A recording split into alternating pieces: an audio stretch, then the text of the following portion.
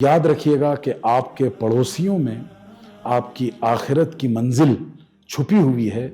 اپنے پڑوسیوں کے ساتھ اچھا برتاؤ کیجئے، ایک اچھے ہیلدی سوسائٹی کی بنیاد رکھیے۔ ہم انسان ہیں، انسانی سماج میں زندگی گزارتے ہیں، اور اس رشتے کی وجہ کر ہمارے تعلقات ہزاروں انسانوں سے، افراد سے بنتا ہے، لیکن اس انسانی رشتے کا سب سے گہرا تعلق ہمارے ہمسایہ یا ہمارے نیبر سے ہوتا ہے، جسے ہم پڑوسی کہتے ہیں۔ میں ایک بہت خوبصورت واقعہ اور سبق آموز واقعہ آپ کو سنانا چاہتا ہوں۔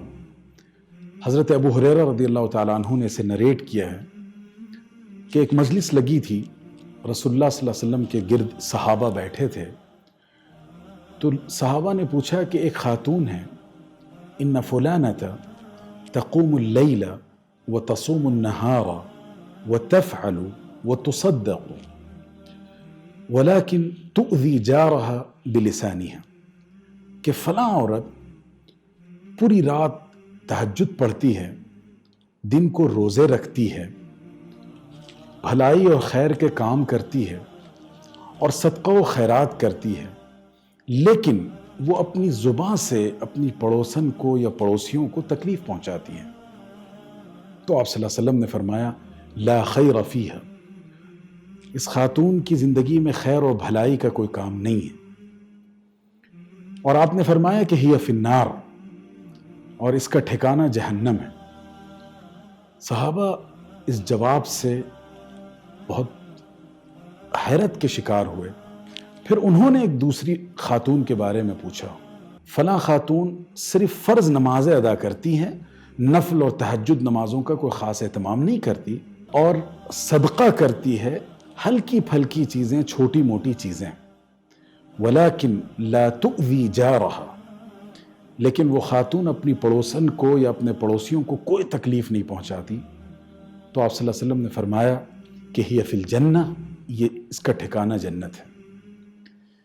اس حدیث سے ہمیں یہ سبق ملا کہ جو ہمارے پڑوسی ہیں، ان کے ساتھ اگر ہم حسن سلوک کریں گے تو ہم جنت کی راہ تک پہنچیں گے، اور ان کے ساتھ بدسلوکی کی جائے گی، انہیں تکلیف پہنچائی جائے گی، انہیں اذیت دی جائے گی، تو ہمارا یہ عمل ہمیں جہنم تک پہنچائے گا، ولا قدر اللہ۔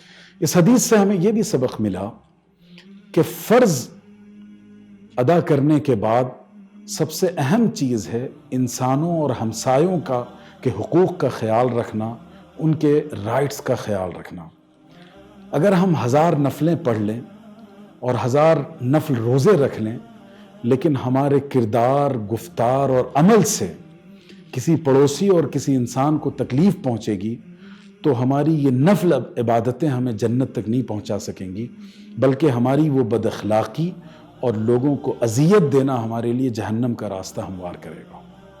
تو یاد رکھیے گا کہ آپ کے پڑوسیوں میں آپ کی آخرت کی منزل چھپی ہوئی ہے۔ اپنے پڑوسیوں کے ساتھ اچھا برتاؤ کیجئے، ایک اچھے ہیلدی سوسائٹی کی بنیاد رکھیے۔